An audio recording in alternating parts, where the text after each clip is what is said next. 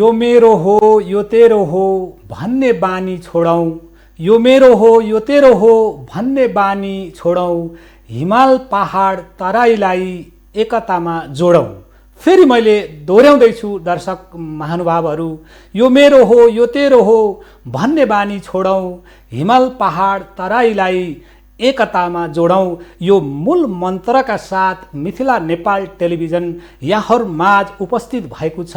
आदरणीय दर्शक महानुभावहरू, सधैँ जसो गरेर यो मिथिला नेपाल टेलिभिजन मार्फत सञ्चालित मिथिला बहसका साथ यहाँहरूमाझ हामी निरन्तर समसामयिक विषयमा विविध यहाँ समस्याहरूको सल्युसन निकाल्नको लागि विविध व्यक्तित्वहरू र विश्लेषकहरूका साथ यहाँहरूमाझ हामी आइरहेका छौँ, जुन कुरा यहाँहरू प्रत्यक्ष रूपमा जानकारमा हुनुहुन्छ। र यसरी आज पनि हामीले यहाँहरूमाझ एउटा यस्तो व्यक्तित्वको साथ हामी उपस्थित भएका छौँ, पक्कै पनि उक्त व्यक्तित्वले यहाँहरूलाई आज केही न केही अहिलेको यो नेपालको जुन एउटा विकराल अवस्था र के गर्ने के नगर्ने बाटो कता हो, यस्तो यो कन्फ्युज क्रिएट भइरहेको अवस्थामा केही न केही आशाका तरानहरू यहाँहरूमाझ हामीले चाहिँ नि छर्किन सक्छौँ कि भन्ने हिसाबले व्यक्तित्व लिएर हामी उपस्थित भएका छौँ। उहाँको परिचय गर्नुभन्दा अगाडि हामीले मिथिला नेपाल टेलिभिजनलाई यसरी भन्ने गरेका छौँ, यो हिमाल पहाड तराई सबैको साझा थलो हो। र यो मात्रै होइन दर्शक महानुभावहरू, मिथिला र नेपाललाई भावनात्मक रूपले जोड्नको लागि हामी निरन्तर प्रयत्नरत छौँ। यहाँहरूले यो कुरा जानकारमै हुनुहुन्छ। र यसरी नै नेपालमा विशेष गरेर 125 जाति र 123 भाषी बसोबास गरेको मुलुक हो। यो सबैलाई जानकार छ, जानकारमै हुनुहुन्छ। र त्यही 125 जाति र 123 भाषीका आफ्नै संस्कार संस्कृतिहरू हुन्छन्, विदितै भएको कुरा हो। र यो विविधता विभेद होइन, हामी यसरी भन्ने गर्छौँ, विविधता विभेद होइन, विविधता हाम्रो संस्कृति हो, संस्कृति हाम्रो सम्पत्ति हो। तर अब हामी लाग्नुपर्छ यो संस्कृतिलाई हरेक ठाउँले आफ्नो हो भन्ने भावना सिर्जना गर्न सक्नुपर्छ। मिथिला नेपाल टेलिभिजन यसैको लागि सदैव यहाँहरूलाई हामी यो अपनत्व फिल गराउनको लागि निरन्तर प्रयत्नरत रहिराख्नेछौँ। यहाँहरूलाई कस्तो लाग्छ?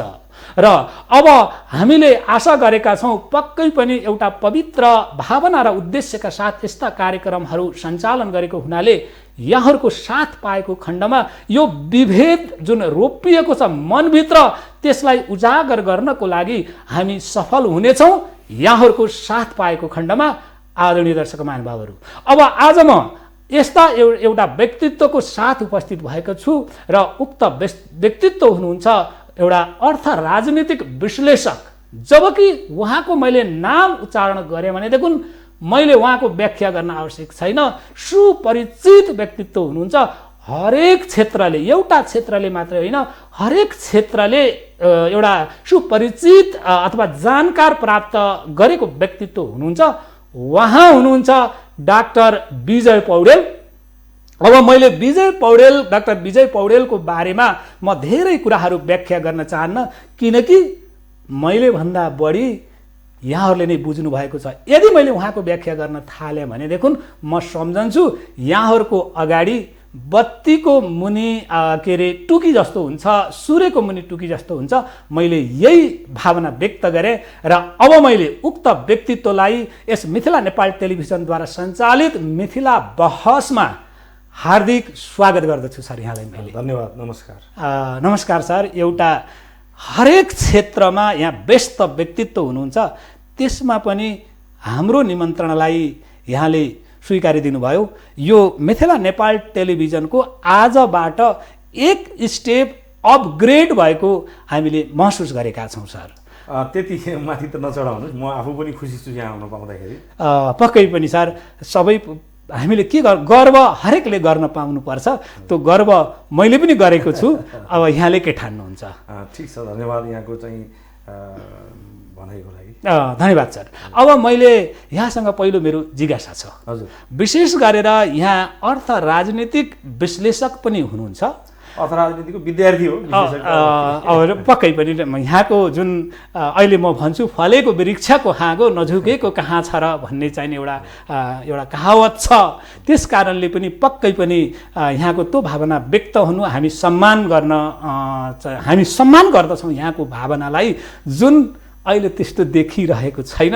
तर यहाँको भावना जसरी आएको छ यहाँलाई हामीले हार्दिकतापूर्ण मिथिला टेलिभिजन परिवारले नै सम्मान गर्दछ सर यहाँलाई। फेरि पनि धन्यवाद। अब अहिले नेपालको राजनीतिक अवस्था कतै न कतै एउटा निकास एउटा चाहिँ नि दिन नसकेर कतै अल्झिरहेको अवस्था छ। यहाँले पनि महसुस गरेको व्यक्तित्व हो र यहाँ एउटा विद्वान पनि हो र त्यस्तै गरेर राजनीतिक क्षेत्रमा एउटा लामो लगाव भएको व्यक्तित्व पनि हो र विश्लेषक पनि हो। अनि यो के भइरहेको, यो किन भइरहेको, अनि यहाँले अहिलेको यो परिस्थितिलाई कसरी विश्लेषण गर्नुभएको छ? यो मिथिला नेपाल टेलिभिजनद्वारा सञ्चालित मिथिला बहस मार्फत यहाँले अलिक प्रष्टै रूपमा भनिदिनुहोस् न सर। यस्तो छ, अब राष्ट्रिय राजनीतिमा त्यस्तो कुनै जटिलता छैन। हजुर हजुर। किनभने नेपाल कम्युनिस्ट पार्टीको अत्याधिक बहुमतको सरकार छ। हजुर। र जटिलता देखिएको दुईटा कुरामा हो। हजुर हजुर हजुर। एउटा चाहिँ यो सत्तासीन पार्टी नेपाल कम्युनिस्ट पार्टी भित्र केही असहज अवस्था छ। हजुर। त्यो चलेको छैन। अब यत्तिकै चलेको छ भनेर गफ लगाएर भएन। हजुर। किनभने हाम्रो दुईटा ठुला दलहरू पूर्व नेकपा एमाले हजुर र नेकपा माओवादी केन्द्र एकीकृत भइसकेको 2 वर्षभन्दा बढी भइसके। हजुर। तर तलसम्म एकीकरण सबै कम्प्लिट भएको छैन। हजुर। जनवरी सङ्गठनहरूको एकीकरण बाँकी छ। हजुर। विभागहरू पनि बनेका छैनन्। पार्टी सदस्यता संयुक्त रूपमा लिस्टेड भएर जुन एउटा पार्टीको आधारभूत कुरा हो, चाहे अमेरिकाको चाहिँ कन्जर्भेटिभ अथवा रिपब्लिकन पार्टी भन्नुहोस्, चाहे बेलायतको चाहिँ टोरी पार्टी र लेबर पार्टी भन्नुहोस्, अथवा चिनको कम्युनिस्ट पार्टी भन्नुहोस्, हिजोको रुसको कम्युनिस्ट पार्टी भन्नुहोस्, अथवा रुसको अहिलेको पार्टी भन्नुहोस्, यी सबैको आधार भनेको पार्टी सदस्यता र कार्यकर्ता हो। त्यसको लिस्टिङ समेत भएको छैन र त्यो व्यवस्थापन गर्नलाई हाम्रो नेतृत्व अहिलेसम्म सफल भएको छैन। हजुर। त्यसो भएर एउटा मतलब चाहिँ जनताको ठुलो आशापछि आएको 2/3 भन्ने गरिन्छ, 2/3 छैन, तर 2/3 जुटाउन सक्ने हैसियत भएको, आफ्नै मत पनि 2/3 को नजिक भएको र अलिकति मेहनत गर्दा, सहयोगी दलका साथीहरूलाई अनुरोध गर्दा 2/3 जुटाउन सक्ने हैसियत भएको पार्टी आफै व्यवस्थित भएको छैन। यो एउटा समस्या हो। तर देशको लागि त एउटा स्थिर सरकार छ, स्थिर सरकारको प्रधानमन्त्री हुनुहुन्छ। त्यसो भए देशमा चाहिँ नि राजनीतिक हिसाबले कुनै सङ्कट छैन। त अब सरकारको डेलिभरीमा समस्या भएर पार्टीभित्र समस्या आएको हो। अहिले नेकपाभित्र, नेपाल कम्युनिस्ट पार्टी नेकपाभित्र जे समस्या देखिएको छ त्यसलाई केही मान्छेहरूले पदलोलुपता हो, सत्तामा जान नपाएकाले चाहिँ सत्तामा जान खोज्ने र सत्तामा भएकोले सत्ता छोड्न नखोज्ने।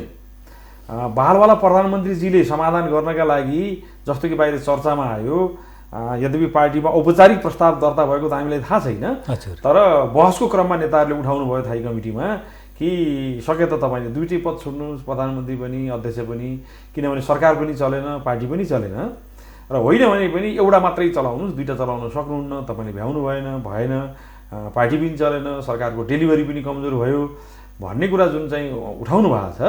र त्यसपछि प्रधानमन्त्री मैले किन छोड्ने, मैले छोड्दिनँ, प्रधानमन्त्री चाहिन्छ भने आउने चुनाव पर्ख, अनि त्यसपछि मतलब चाहिँ अध्यक्ष चाहिन्छ भने महाधिवेशन पर्ख भनेर जवाब दिएको कुरालाई, यी दुईटा चाहिँ विपरीत भनाइहरूलाई पदलोलुपता भनेर जनतामा प्रचार पनि गरिएको छ। स्वाभाविक हिसाबले राजनीतिमा विरोधीहरूका कमजोरी फेला पाइयो, हामीभित्र देखिएको कमजोरी हो, जुन बहस भित्रै समाधान हुनुपर्ने हो, त्यो बहस समाधान नभएर छताछुल्ल भएर बाहिर आउने, अनि एक थरीले चाहिँ प्रधानमन्त्रीको राजीनामा माग्ने, अनि प्रधानमन्त्री चाहिँ दिन्न भन्ने, त्यो चाहिँ हाम्रो कमजोरी हो। जुन छताछुल्लो अवस्था भयो त्यो हाम्रो कमजोरी हो र कमजोरी पाइसकेपछि विपक्षीले त्यसलाई चाहिँ नि भजाउन खोज्नु, प्रचार गर्न धर्म पनि होला, एकदम स्वाभाविक कुरा हो। राजनीतिमा हरेकले आफ्नो शक्ति सुदृढ गर्न चाहन्छ र शक्ति सुदृढ गर्ने दुईटा उपाय छन्, आफूलाई बलियो बनाउने एउटा अनि विपक्षीलाई कमजोर बनाउने। त विपक्षीलाई कमजोर बनाइयो भने स्वतः आफ्नो शक्ति बढ्छ। त्यसो भएर चाहिँ विपक्षी दलले यसलाई चाहिँ नि हुन त जति चर्काउन पर्ने हो त्यस्तो चर्काएको त देखिन्न, विपक्षी दलको पनि संयमितै देखिन्छ, नभएको आरोप पनि हामीले लाउनु हुन्न। अहिले नेकपाको सरकारका विरुद्ध विपक्षी दलले कुनै षड्यन्त्र गरेको छैन, गर्नुभएको छैन। तर पनि बाहिर अब विपक्षी भन्नाले राजनीतिक दल मात्रै हुन्न, मिडिया पनि चाहिने सत्ताको विपक्षमा हुन्छ। जहिले पनि त्यो मिडियाको धर्म हो, क्रिटिकल हुन्छ मिडिया। क्रिटिकल हुनु भनेको सत्ताको चाहिँ चाकरी गर्नु होइन, सत्ताको आलोचना गर्नु हो। आलोचना गरेपछि विपक्षी ठान्ने चलन छ। त्यस हिसाबले चाहिँ नि बाहिर यो कुरा आएको छ। त्यसो भएर अहिले जे समस्या देखिएको छ त्यो नेकपा भित्रको समस्या हो र यो पदलोलुपताको कुरा भन्दा पनि कस्तो प्रणाली बसालेर लिएर जाने भन्ने समस्या छ। अब यसको समाधान चाहिँ दुईटा उपाय छ। प्लिज होइन, समाधान चाहिँ यो राष्ट्रिय राजनीतिमा यसले केही पनि समस्या पार्दैन, मैले अघि नै भने। किनभने डेलिभरी राम्रो भएको भए प्रधानमन्त्रीको आलोचना भए पनि आउने चुनावमा चाहिँ नेकपाले फेरि जित्छ। डेलिभरी राम्रो छैन भने चाहिँ जित्दैन, त्यो स्वाभाविक कुरा हो। त्यसो हुँदाखेरि अहिलेको समाधान भनेको पार्टीमा प्रधानमन्त्री बाहेकका जो नेताहरू हुनुहुन्छ उहाँहरूले दुईटा पद छोड्नुहोस्, तपाईँले सक्नु भएन भन्दाखेरि उहाँले छोड्नुभयो भने एउटा निकास हुन्छ। अब छोड्नु भएन भने उहाँले चित्त बुझाउनु पर्यो, मैले चाहिँ यति यति राम्रो गरेको छु, अब यति यति अब नराम्रो गराएर छु, अथवा कसैलाई आफ्नो गल्ती थाहा हुँदैन त त्यस्तो भयो भने मैले गल्ती गरेको देखिरहेको छैन, अब तपाईँहरूले चाहिँ के गल्ती भन्नुभएको छ ल बताउनुहोस्, म स्वीकार गर्छु भनेर चाहिँ सबैको मन जितेर जाने एउटा उपाय हुन्छ। होइन, अर्को चाहिँ मतलब चाहिँ ल साथीभाइले चाहिँ कम्प्लेन गरेपछि पोलिटिकल नैतिकताको आधारमा, राजनीतिक नैतिकता आधारमा यत्रो ठुलो क्वेसन उठिसकेपछि मेरो तर्फबाट त मैले मेहनत गरेको छु, तर यतिका धेरै क्वेसन उठिसकेपछि म बस्न मिल्दैन भनेर छोड्नु, यी दुईटा मात्रै समाधानका उपाय छन्। र यी दुईटै नहुँदाखेरि अब दोस्रो कुरा त जुन मैले मात्रै भनेको नेताहरूले त्यहाँ भन्नुभएको छैन, ल तपाईँले हामीलाई चित्त बुझाउनुहोस्, तपाईँ चाहिँ अध्यक्ष पनि पार्टीको अनि उहाँ के अरे प्रधानमन्त्री पनि रहिरहने हो भने हामीले चित्त बुझाउनुहोस् न त भनेर उहाँले भन्नुभएको छैन। तर मलाई के लाग्छ भने बैठकबाट नभागेर बैठकमा आएर बैठकमा गाली सुन्न तयार हुनुपर्छ नेताले। सधैँभरि ताली सधैँभरि फुलमाला पाइँदैन, नेता भइसकेपछि गाली पनि पाइन्छ, आलोचना पनि पाइन्छ। त बैठकमा आएर जे जसले भन्छन् त्यसलाई चुपचाप सुन्ने, धैर्यतापूर्वक सुन्ने र गलत आरोपहरू अथवा चाहिँ नि आक्षेपहरूलाई जवाब दिने र सही मतलब चाहिँ नि आरोपहरूलाई स्वीकार गर्ने र सुधार्ने, त्यो वचनबद्धता दिने राख्ने हो भने मलाई मनमा लागेको राख्ने हो भने नेपालीहरू हो नस्वीकार्ने कुरा होला जस्तो मलाई लाग्दैन। तर कुन शक्तिले उहाँलाई त्यो गर्न दिएको छैन त्यो चाहिँ म आश्चर्य मान्छु। किनभने पोलिटिक्समा कुरा उठिसकेपछि त जवाफ त दिनपर्छ, प्रमाणसहित तथ्यसहित कुरा आइसकेपछि त्यसलाई स्वीकार्नुपर्छ। यो सरकारले स्वाभाविक हिसाबले कम्युनिस्ट सरकार हो, थुप्रै राम्रो काम गरेको छ, तर केही कुराहरूले ती कामहरूलाई ओझेलमा पारेका छन्। जस्तो केही कुरा भन्नाले केही कुरा भनेको तपाईँको पार्टीसित सल्लाह नगरिकन हिँड्ने, किनभने जतिसुकै चुनाव जितेर आए पनि पार्टीको चिन्हमा जितेर आएको हामीले धेरै ठुला नेताहरू देखेका छौँ जो पार्टी छोडेर जाँदाखेरि उहाँहरू चाहिँ एकदमै विलीन भएर जानुभएको छ। पार्टीमा छँदा जसको एकदम हाई थियो, पार्टी छोडेर जाँदाखेरि उहाँहरू इतिहासमा अब चाहिँ नै खोजिनुपर्ने बन्नुभएको छ। त्यसो भएर पार्टी प्रमुख चिज हो भन्ने भावना अहिलेको सरकारमा, सरकार सञ्चालकमा देखिएन। एउटा समस्या यो हो। र अनि पार्टीलाई सोधेर गर्नुपर्छ भन्ने कुरा पनि देखिएन। र त्यति मात्रै हेर्नु, एकदम राम्रो काम गर्दाखेरि पार्टी आफै नतमस्तक पनि हुन्छ, तर तपाईँको चाहिँ बिचौलियाहरू चाहिँ सरकारको माथिल्लो ठाउँमा पहुँच बनाए र जसले गर्दाखेरि निर्णयहरू चाहिँ नि अलिकति जनपक्षीय नहुने, कम्युनिस्ट सरकारले गरे जस्तो नहुने। काङ्ग्रेस सरकार हुन्थ्यो भने जे भएको छ त्यो ठिक छ, केही फरक पर्दैन। तर जस्तो मलाई दुःख लाग्यो, मलाई थाहा थिएन कि केही अगाडि चर्चामा पनि भयो, मलाई अलिकति झुक्याएर लगियो भनेर अध्यक्ष प्रचण्डले भन्नुभयो राष्ट्रपति कहाँ। हामीलाई बडो दुःख लाग्यो, पत्र पत्रिकामा पछि आएर थाहा पाइयो, त्यो भेरिफाई पनि गरियो रहेछ कि राष्ट्रपति कहाँ त्यो एउटा अब हामीले बुझ्दाखेरि मेलमिलापको प्रयासका लागि नेताहरू जुट्नु भएको होला। मतलब चाहिँ बालुवाटारमा बैठक बस्ने भनेर प्रचण्डलाई, अध्यक्ष प्रचण्डलाई बोलाइरहेको छ। अनि उहाँ बालुवाटार पुगेपछि चाहिँ होइन यहाँ त, अनि यहाँ यता यो राष्ट्रपति भवन आउनुहोस् भन्ने सूचना भएछ। उहाँ राष्ट्रपति भवन जाँदाखेरि अध्यक्ष प्रचण्ड, अध्यक्ष ओली, प्रधानमन्त्री र त्यसपछि हाम्रो पार्टीको महासचिव विष्णु पौडेल, त्यसपछि अरू केही नेताहरू पनि सायद हुनुहुन्थ्यो। र त्यस सँगसँगै त्यहाँ चाहिँ एकजना धेरै काण्डमा मुछिएका व्यापारी हुनुहुँदो रहेछ। हजुर, असाध्यै असल व्यापारी भए पनि त्यो लेभलको बैठकमा जान हुँदैन भने ज्यादै विवादित मान्छे त्यो भेलामा त्यो पनि मिलाउने जिम्मा लिएको रे भनेर अनि उपस्थित हुने। अर्थात् एउटा बिचौलिया व्यापारीको जो 15 वर्ष अगाडि सडकमा हिँड्नुहुन्थ्यो होइन, त्यो मान्छे राज्य सत्तालाई दुरुपयोग गरेर अहिले अरबौँपति हुनुभएको छ। त्यस्तो मान्छेलाई त्यो लेभलको बैठकमा बस्ने अधिकार, त्यो चाहिँ आधार तयार भयो, जो राम्रो कुरा होइन, नराम्रो कुरा हो। त्यसको साथसाथै सबभन्दा बढ्ता हाम्रो मतलब चाहिँ देशले अगाडि बढ्न पर्ने चिज भनेको शिक्षा हो। यो सरकार बनिसकेपछि तपाईँको धेरै लामो समयसम्म विश्वविद्यालयका चाहिँ उपकुलपतिहरू खाली रहनुभयो।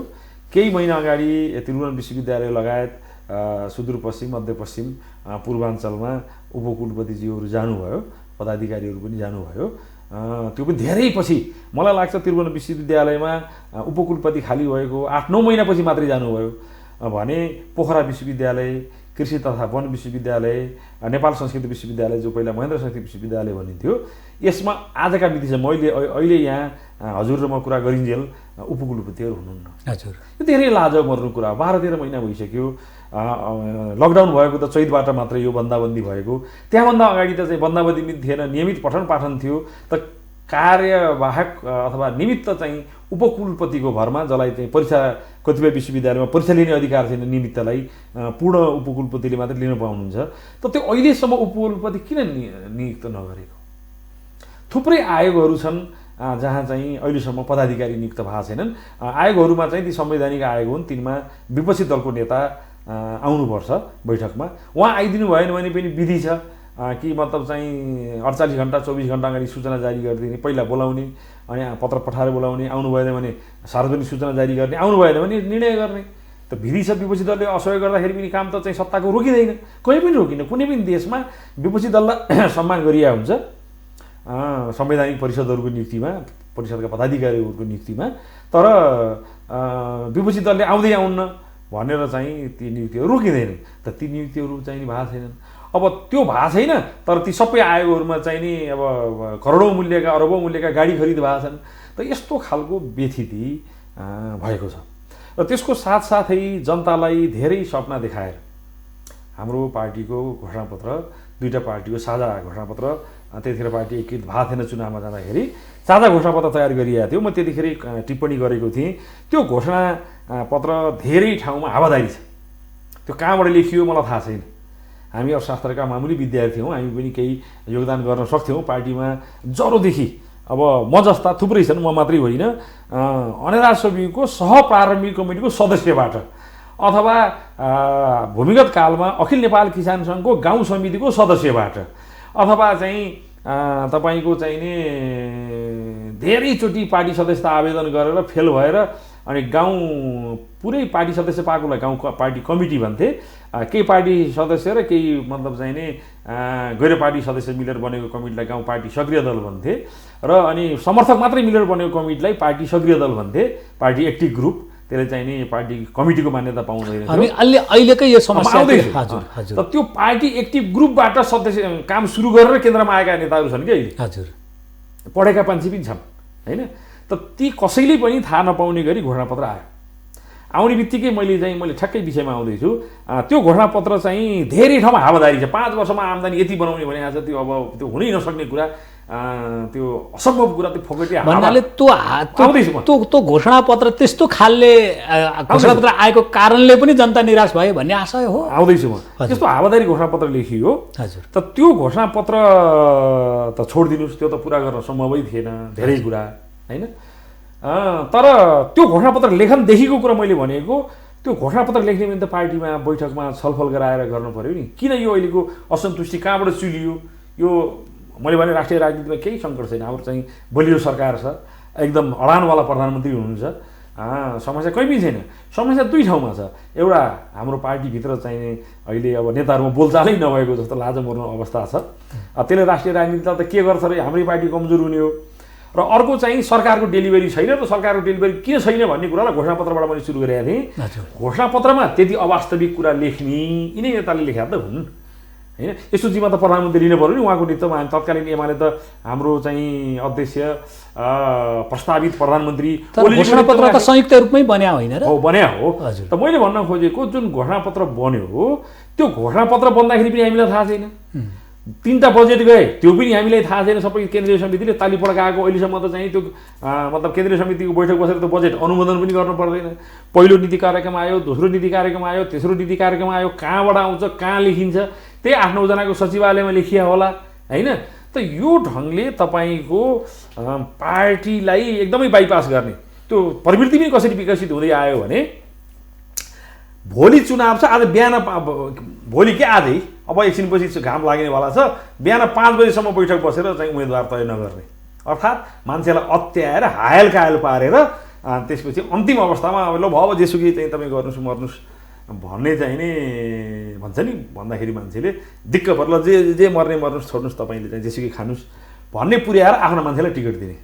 मान्छेलाई हायल कायल पर अब चुनाव चाहिँ एकछिनपछि 11 बजी नोमिनेसन छ, बिहान 5 बजीसम्म बैठक राखिदिएपछि के गर्नुहुन्छ होइन? हैरान पारिदिने। राष्ट्रपति चयनमा त्यही भयो, स्थानीय निकायको निर्वाचनमा चाहिँ त्यही भयो, अन्तिममा चाहिँ हैरान पारेर टिकट दिने। त्यसपछि चाहिँ सांसदहरूको चयनमा पनि त्यही भयो। यो खालको कार्यशैलीले अहिलेको समस्या आएको हो भन्नलाई मैले थोरै क्षमासहित अलि लामो भने। त यो कार्यशैली नसचिनियो भने पार्टीभित्रको समस्या समाधान हुन्न। अहिले त हाम्रो पार्टीभित्रको समस्या राष्ट्रिय राजनीतिक समस्या होइन, तर यो सल्भ भएन र यो पार्टी चाहिँ अप्ठ्यारोमा पर्यो भने यसले राष्ट्रिय राजनीतिमा पनि समस्या ल्याउँछ। अब मैले सरले व्यक्त गरेका 3टा कुराप्रति सानो जिज्ञासा राखेँ मैले। एउटा कुरो स्थायी समितिले आह्वान गरेको जुन स्थायी बैठकको बारेमा, जस्तै स्थायी समितिले तयार बनाएको एजेन्डाहरू जुन छन् 7वटा एजेन्डाहरूमा त्यहाँ राजीनामा त्यो 7वटा भित्र छैन। तर अहिले आएर के देखिएको छ भने त्योभन्दा अर्को चिजै छैन कि भन्ने खालको पार्टीभित्र के छ यो त नेताहरू बुझुन्, उहाँहरू बुझ्नुहुन्छ। तर अहिले जुन बाहिर आएका छापाहरूले देख्दाखेरिमा अर्को विकल्प केही पनि छैन, यही एउटा हो जस्तो देखिएको छ एउटा कुरो। अनि अर्को कुरो जुन एउटा पार्टी अध्यक्ष जस्तो त्यत्रो एउटा चाहिँ भूमिगत राजनीति गरेको व्यक्तित्वले झुक्क्याएर मलाई चाहिँ नि त्यहाँ पुर्याए, यो कतिको एउटा भनौँ न जिम्मेवार भनाइ हो, एउटा मलाई यहाँनिर यसको टिप्पणी गर्न मन लाग्यो।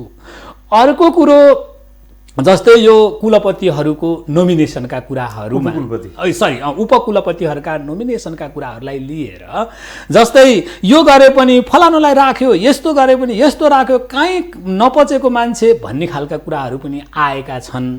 भनेपछि यस्तो किचलो भइरहेको बेलामा भन्नाले काम गर्ने जाँगर पनि त अप्ठ्यारो पर्या होला नि। एउटा सानो घर्यास इक्जाम्पलबाट मैले सरको यसको चाहिँ नि प्रतिक्रियाको अपेक्षा गरेँ।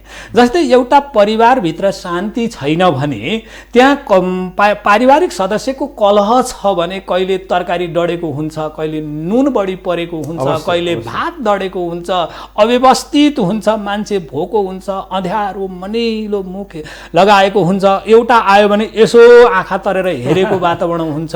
यस्ता दृश्य हामीले देख्छौँ। अब नेकपाको लागि पनि हामीले एउटा घर मान्यौँ भने अब यस्तो परिवेशमा कामै गरेन, यो भएन त्यो भएन, फेरि गर्ने मान्छेले पनि त वातावरण नै दिएन भन्छन् होला नि त। फेरि के टिप्पणी छ यसप्रति यहाँको? यस्तो छ, त्यो चाहिँ भन्न मिल्दैन। हजुर। किनभने मङ्सिर गएको 2 वर्ष अगाडिको जेठ 2 गते हजुर दुईटा अध्यक्षले बसेर हजुर र केही आफ्ना भित्रिया सहयोगीहरू मार्फत हजुर तयारी गरेर किनभने त्यो जादुई शैलीमा आएको थियो क्या त्यो एकता गरेर चाहिँ ढ्याक्कै एकता गर्नुभयो।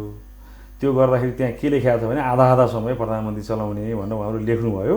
अब हामीले यस्तो किन गर्नुभयो, दुईटा अध्यक्ष संसारमा कहीँ नभएको भनेर हामीले क्वेसन उठायौँ। यसले विकृति ल्याउँछ है, भविष्यमा समस्या पार्छ भनेर हामीले भन्यौँ।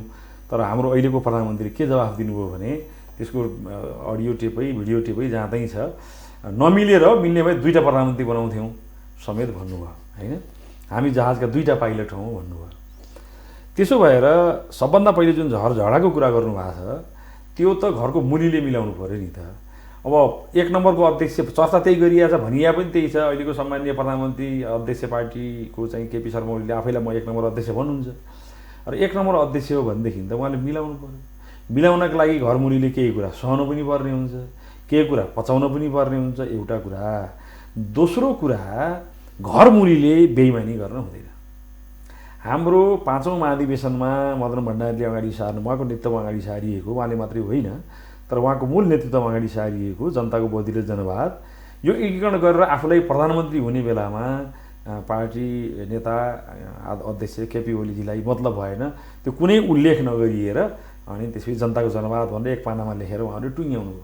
आफूलाई प्रधानमन्त्री हुन मन लाग्ने बेलामा चाहिँ त्यो नभए पनि हुने, अनि अब चाहिँ भित्र चाहिँ नि जबजबादीहरू एकजुट हौँ भन्ने, यस्तो खालको तरिका भएका कारणले अर्काले गर्न दिएनन् भन्न मिल्दैन।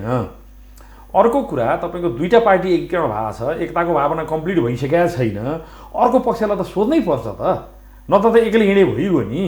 जो भर्खरै एकताबाट आएको छ, तल जरासम्म एकीकरण कम्प्लिट पनि भएको छैन, अनि उसलाई सोध्दै सोधिकन गरेपछि त विवाद त उड्छ। अनि अर्को कुरा चाहिँ त्यो जेठ 2 गते जुन सम्झौता भयो 2 वर्ष अगाडि, अनि गएको मङ्सिर 4 गते फेरि उहाँहरूले हामी कसैलाई नसोधिकन दुईटा नेताले चोचो मोचो मिलाएर एउटा निर्णय गर्नुभयो कि सरकार कम्प्लिट केपी ओलीले चलाउने र अनि प्रचण्डले चाहिँ पार्टी चलाउने। त्यसको केही दिनभित्रमा होइन, केही दिनभित्रमा एउटा चर्चित मिडियामा हाम्रो आदरणीय प्रधानमन्त्रीले अन्तर्वार्ता दिनुभएको थियो र पत्रकारले त्यहाँ सोध्नु भएको थियो कि तपाईँ त सबै बुझाउनु भएछ होइन, अब चाहिँ पार्टी त एकलुटी हुने हो प्रचण्डको भन्दा कहाँ हुन्छ, मलाई नसोधेर हुन्छ, सबै कुरो मबाट हुन्छ भन्ने गरी मतलब अधिकार दिन पनि नदिने, चलाउनु पनि नदिने। र यो विवाद उठेको फेरि चाहिँ यो भएन, डेलिभरी भएन, के भएन भनेर उठेको त यो गएको थाई कमिटीको बैठकबाट हो। त्यहाँभन्दा पहिला त एकलुटी त गर्नुभएको थियो नि, प्रचण्डको साइडबाट आएका चाहिँ मन्त्रीहरू एक्लै निकालिदिनु भएको थियो, कसैलाई सोध्नु भएको थिएन। अनि त्यसमा चाहिँ आफ्नो साइडका मान्छे चाहिँ पूर्व एमाले मान्छेहरू भर्ती गरिदिनु भएको थियो। त्यसो हुँदाखेरि जुन मतलब चाहिँ थाई कमिटीको बैठकमा पछिल्लोचोटि विवाद उठ्यो, त्यो विवाद त चाहिँ राजीनामा त्यहाँ लेखाएको छैन, जनता कोभिडबारे कसरी लड्ने, सरकारको मूल्याङ्कन के गर्ने, यी सबै एकदम जनपक्षीय एजेन्डा छन् उसमा। तर त्यसलाई चाहिँ नि राजीनामा माग्ने तहमा उहाँ आफैले पुर्याउनु भयो। किनभने तपाईँको चाहिँ यो मदन भण्डारीको जन्मदिनको दिन उहाँले मतलब कि एउटा चाहिँ टिमको बिचमा भाषण गर्दाखेरि मलाई ढाल्न इन्डिया लागेको छ, त्यसका पछाडि हाम्रो नेता लागेका छन्, यो राजीनामा खाल्टो उहाँ आफैले खनेको। अब त्यो भनेपछि त मान्छेलाई रिस उठ्छ, किनभने बैठक भइरहेको छ, चित्त नबुझी बैठकमा जानु, बैठकमा कुरा राख्नु, अनि त्यसपछि चाहिँ अनि मतलब चाहिँ नि एजेन्डामै छलफल गर्दाखेरि हो त्यो मतलब चाहिँ लिखित नआए पनि अब तपाईँले चलाउन सक्नुहुन्न, राजीनामा गर्नुहोस् भनेर चाहिँ नि थाई कमिटीका नेताहरूले उठाउनु भएछ बैठकमा, त्यो एजेन्डामै सरकारको मूल्याङ्कन भन्ने विषयमा छलफल गर्दाखेरि। त त्यो त छलफल सकिन दिएर ल मैले चाहिँ अब तपाईँले यति बुझ्नु भएको रहेछ, मैले राम्रो गरेको छु, सिद्ध बुझाउनु गरेको छु, अब यति चाहिँ साँच्चै मलाई स्वीकार छ आलोचनाहरू, ल म चाहिँ सुधार्छु भने अब त टुङ्गिन्थ्यो होला। अब आफैले चाहिँ भेला आयोजना गरेर चाहिँ नि सँगै बैठकमा बसिरहेका मान्छेहरूलाई भारतले हटाउनु खोज्दैछ, यी नेताहरू भारतका पछि लाछन् भनेपछि अनि त विवाद त चर्किने हो। त्यसो भएर यो विवाद प्रधानमन्त्रीले आफैले चर्काउनु भएको हो। एउटा जुन अहिले हजुरले प्रश्न सोध्नुभयो कि काम गर्न मन लाग्दैन नि घरभित्र झगडा हुँदा, त्यो झगडा सुरु भएको त गएको जेठदेखि यता हो। त्यहाँभन्दा पहिला त फुक्का फाल, अझ त्योभन्दा पहिला मङ्सिरमा त तपाईँको ल एक्लै चलाउनु सबै भन्न छोडिदिएको, ब्ल्याङ्क चेक दिएको, कसले के गरेको थियो र? तपाईँको चाहिँ नि योजना आयोग बनाउँदा चाहिँ एकलौटी गर्नुभयो होइन, त्यसपछि त्योभन्दा पहिले राष्ट्रपति बनाउने मालामा एकदम चाहिँ अहिलेसम्म यी मेजर कुरामा उही पछि माइनर लेखेर केन्द्रीय कमिटीले थपडी बजाउने बाहेक केन्द्रमा राष्ट्रपति चयन भन्नु, त्योभन्दा पहिले मैले भने नि अलग पार्टी हुँदा पनि स्थानीय निकायको टिकट बाँड्दा मैले फेरि दोहोऱ्याइदिन्छु। हजुर। त्यसपछि चाहिँ प्रान्त र चाहिँ नि केन्द्र सङ्घका चाहिँ नि सांसदहरूको टिकट बाँड्दा, त्यसपछि फेरि राष्ट्रपतिलाई अहिले दोहोऱ्याएर चाहिँ निर्वाचित गर्दा, कहीँ कुनै विषयमा सधैँ अन्तिम समयमा चाहिँ लानेर मतलब चाहिँ नि परिस्थितिको चेपुवामा पारेर निर्णय गराउने र अनि 3-4 महिनापछि बस्ने केन्द्रीय कमिटीमा थपडी पिट्न लगाउने। तबसम्म एजेन्डा पुरा पनि भइसकेका हुन्छन्, मान्छे बिर्सि पनि सकेका हुन्छन्, त्यसको ओज पनि सकिसकेका हुन्छ। त यो तपाईँको अत्यन्त तानाशाही शैली हाम्रो प्रधानमन्त्रीको भएको कारणले गर्दाखेरि भने जस्तो डेलिभरी दिन सकिएन। हजुर। किनभने सत्ता सञ्चालन गर्दा गल्ती हुन्छ। जतिसुकै महान मान्छे माओवादीले चलाउँदा पनि हुन्छ, तपाईँको अहिलेको सी जिनपिङले चलाउँदा पनि हुन्छ, त्यसपछि चाहिँ ट्रम्प र मोदीले चलाउँदा पनि हुन्छ। जुनसुकै विचारधारा जुनसुकै वादको मान्छेले पनि सत्ता चलाउँदा अब मलाई विवाद हुन्छ। त्यो विवाद हुन्छ भनेर सत्ता चलाउनेले स्वीकार गर्नुपर्छ र त्यसलाई मिलाउने प्रयास गर्नुपर्छ। अब सत्तामा हुनेले चाहिँ सबलाई देखाइदिन्छु, सबको चाहिँ ठेगान लगाइदिन्छु भनेर इन्फर्मल बैठक, अझ फेरि इन्फर्मल कुरो केही रहँदैन, सबै बाहिर आउँछ फेरि, होइन? त त्यो तरिका अहिलेको समस्या हो। समस्या चाहिँ कार्यशैलीको हो। समस्या राष्ट्रिय राजनीतिमा केही पनि छैन। समस्या चाहिँ गरिबी छ, अभाव छ, यो कोभिडको समस्या छ। अब चाहिँ गरिब मात्रै मर्दैनन्, अब मध्यम वर्गका मान्छेको घरमा अनाज सिद्धिन थाल्यो, आम्दानी छैन। अब आम्दानी र उत्पादन नभएपछि धनी झन् समस्यामा पर्छ, किनभने उत्पादन भइराख्दा धनीले मोज गर्ने, उत्पादन समाप्त भएपछि त ठुलो, जसरी एउटा सानो चाहिँ बाख्रा लड्दाखेरि कम चोट लाग्छ, हात्ती लड्यो भने डङलङ्ग पल्टियो भने उसको चाहिँ धेरै चिज भाँचिन्छ।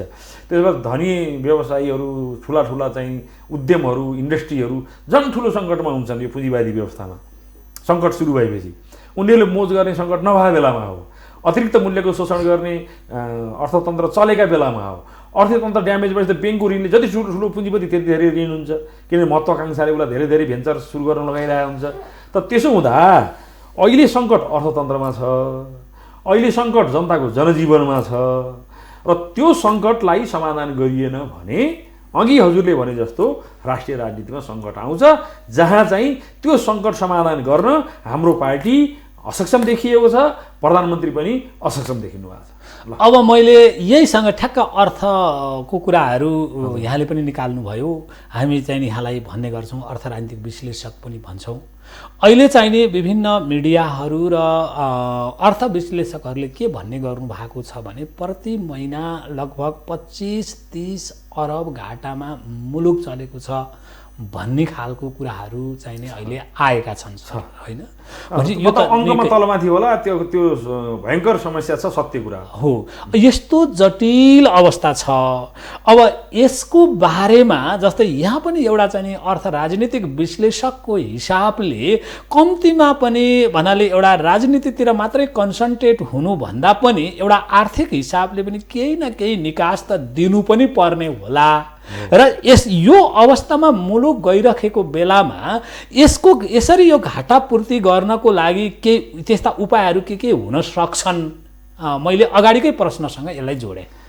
यसलाई सबभन्दा राम्रो अहिले गर्न सकिने तपाईँको व्यापार घाटा सट्टै घटाउने, भुक्तान सन्तुलन सट्टै अनुकूल बनाउने, त्यस्तो स्थिति त यस्तो विश्वव्यापी महामारीमा हुन्न। हजुर। तर गर्न के पर्ने थियो अहिलेको बजेटले भने अधिकतम पैसा कृषिमा लैजाने र मान्छेलाई कृषिमा रोजगारी दिने। हजुर। मतलब स्वरोजगार हुन्छ कृषिमा लगाउने र त्यसअनुसार चाहिँ व्यापक छलफलबाट कृषिमा चाहिँ अधिकतम अनुदान दिएर लिएर जाने र अरू कारखानाहरूलाई चाहिँ नि अनुदान दिएर ग्रान्ट दिएर चाहिँ सञ्चालनमा ल्याउन प्रयास गर्ने, त्यो चाहिँ बजेटको प्रारूप हुनुपर्ने। त्यस्तो कुनै पनि काम न सुझाव दिएर यो सरकारमा लागू हुन्छ न सुझाव लिइन्छ।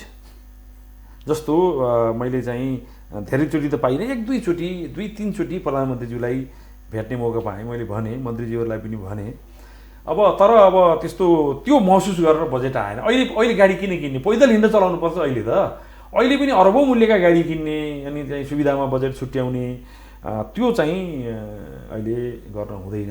हजुर। त्यसो भए यसबाट पार पाउने उपाय भनेको चाहिँ फेरि पनि समस्यामा परेका इन्डस्ट्रीहरूलाई जो ब्याङ्कको ब्याज छ, सरकार अब सबै ब्याङ्कले चाहिँ निर्ब्याज दिन पनि सक्दैनन्। ब्याङ्कको ब्याज अधिकतम कम गर्न लगाउने र बरु ब्याङ्कहरूलाई ब्याजको क्षतिपूर्ति दिने र सिधै किसानको खातामा पैसा जाने गरी उसको माल किन्ने, ताकि चाहिँ सित्तैमा पैसा दिन हुन्न। माल खरिद गरियो भने त्यो पैसा उत्पादनसित जोडिन्छ, ट्याक्ससित जोडिन्छ र त्यसपछि चाहिँ नि अर्थतन्त्र चलायमान हुन्छ। त्यो गर्नुपर्ने र त्यसको साथसाथै अर्थतन्त्रलाई जुरुक्क उचाल्ने खालका अरू केही कामहरू, जस्तो यस्तो सङ्कटको बेलामा पुराना कानुनले पुराना तरिकाले चल्दैन। हजुर, जस्तो उदाहरणका लागि जस्तै त जुरुक्कै उठाउने भन्दाखेरिमा यहाँको दृष्टिकोण के हुन सक्छ? उदाहरणका लागि चाहिँ हाम्रो अहिले मार्क्सवादी भाषामा हामी यो अर्थतन्त्रलाई दलाल अर्थतन्त्र भन्छौँ। सत्तामा हामी भए पनि धेरै बिचौलियाहरूले चलाएका छन्। त त्यो सम्पत्ति चाहिँ नि वैध बनेको छैन। अहिले सङ्कटको घडीमा हामी के गर्न सक्छौँ भने ट्याक्स तिर्नुहोस् र यो आफ्नो सम्पत्ति डिक्लेयर गर्नुहोस् र यो कानुनै बनाएर अहिले डिक्लेयर भएको सम्पत्ति सबै वैध हो। भोलि बिहान कुनै पनि अख्तियारले कसैले धेरै ठुलो भ्रष्टाचार भएको छ, तर अब त्यो अहिले चाहिँ भ्रष्टाचार गर्नेलाई रेड ह्यान्ड समाउने छुट्टै हो। तर आरोप पत्र नदिइसकेको मान्छेको हकमा सम्पत्ति जुन छ त्यो सम्पत्तिको स्रोत देखाउनु पर्दैन र ट्याक्स तिर्नुहोस् भन्ने एउटा उपाय हुन सक्ला। अर्को चाहिँ हामी स्विजरल्यान्डको मोडलमा पनि जान सकौँला कि हामी कहाँ पैसा बचत गर्नुहोस्, हामी तपाईँलाई स्रोत खोज्दैनौँ। हजुर, त्यो चाहिँ पनि गर्न सक्छ कुनै देशले, ट्याक्स हेभेनको रूपमा पनि गर्न सक्ला। हजुर, अथवा चाहिँ नि ल त्यसो नगरौँ, हाम्रो आफ्नो मोडालिटी छ। अहिले चाहिँ तपाईँको स्रोत मेरो वैध छ भन्ने वाक्य लेखे बापत जति पनि चाहिँ तपाईँ लगानी लिएर आउनुहोस् हामी स्वीकार गर्छौँ। लेख्न त पर्यो, मेरो स्रोत वैधानिक हो, नभए चाहिँ कानुन बमोजिम सङ्गुला बुझाउला भन्नु पऱ्यो। लम्बा चौडा होइन, एक डिसिजनमा तपाईँको चाहिँ नि पैसा चाहिँ विदेशबाट आउन सक्ने बनाउन सकिएला। यस्ता केही चाहिँ अलिक गम्भीर छलफल गरेर उठाउनु पर्ने विषयहरू छन्, जसबाट चाहिँ नि अर्थतन्त्रलाई यो ऐपछिको हिसाबले जुरुक्क उठेर उड्ने फ्लाइङ उसमा जाने त होइन, तर यो ढलेको गाडीले गएकोलाई अलि जुरुक्क उठाएर बाटोमा ल्याउने स्थिति हुन सक्ला। अब मैले यसैमा त्यो गर्नका लागि चाहिँ व्यापक छलफल हुनुपर्छ पार्टीमा। कार्यकर्ताहरूलाई पहिला किनभने कुनै पनि कुराको वातावरण बनाउने पार्टीका कार्यकर्ताले गर्छन्, उनीहरूलाई चाहिँ कन्भिन्स गर्नु पर्ला, अनि विपक्षी दलका कार्यकर्ता जनता नेतालाई कन्भिन्स गर्नु पर्ला। त त्यसो गर्यो भने अलिकति राहतमा जाने स्थिति हुन्छ। यस्तो नगरेर अहिले पनि चाहिँ तपाईँको डाटा यताउति गरेको छ, त्यसपछि चाहिँ नि तपाईँको चाहिँ नि अप्ठ्यारो स्थितिमा पनि आर्थिक विकास गर्ने मुलुक भनेको छ, के भनेको छ, त्यसको के मिनिङ छ? सङ्कट यस्तो गइरहेको छ कि कर्मचारीलाई तलब खुवाउने स्थिति छैन, सरकार आफै भन्छ। अनि बाहिर फेरि चाहिँ नि के तथ्याङ्क ल्याइ, तथ्याङ्क जस्तो पनि बनाउन सकिन्छ, ल्याइन्छ भने चाहिँ नि सङ्कटका बेलामा पनि चाहिँ नि अनि आर्थिक विकास गरेका 18वटा मुलुकमध्ये फलानु। त यो खालको आत्मरति छोडेर सङ्कटलाई महसुस गरेर त्यसलाई आर्थिक रूपमा चाहिँ नि अगाडि बढाउनका लागि सत्तामा बस्ने लचिलो हुनुपर्छ। अब मैले एउटा विभिन्न यो भन्नाले मिडियाको टिक्का टिप्पणी र केही के अरे आधारबाट आएका टिक्का टिप्पणीको बारेमा मैले सरसँग आउन खोजेँ। जस्तै अब यहाँ चाहिँ एउटा राजनीतिक विश्लेषक पनि भएको हुनाले अलि विश्लेषणात्मक कुरा आइदियो हुन्थ्यो कि भन्ने मैले अपेक्षा गरेँ। अब यहाँको विचार, अब मैले चाहिँ नि सरलाई जस्तै कस्ता खालका चर्चा हुन थालेका छन् भने, जस्तै जब जब नेपालका राजनीतिक पार्टीहरू सत्तासीन हुन्छन्, त्यसका नेताहरू सत्ता लिप्सामा तल्लीन हुन्छन् र तिनीहरू त सत्ता लिप्साको भोकले गर्दाखेरिमा जे पनि गर्न खोज्छन्। यो हाम्रो पहिल्यैदेखिको यो ट्रेन्ड हो, अहिले पनि त्यही देखिएको त हो नि। अब यो कहिले भएको छैन र अहिले हुँदैन, तिनै मान्छे त हुन्, के उनीहरू फेरिएका छन् र भन्ने खालका टिप्पणी पनि हुन थालेकै सर।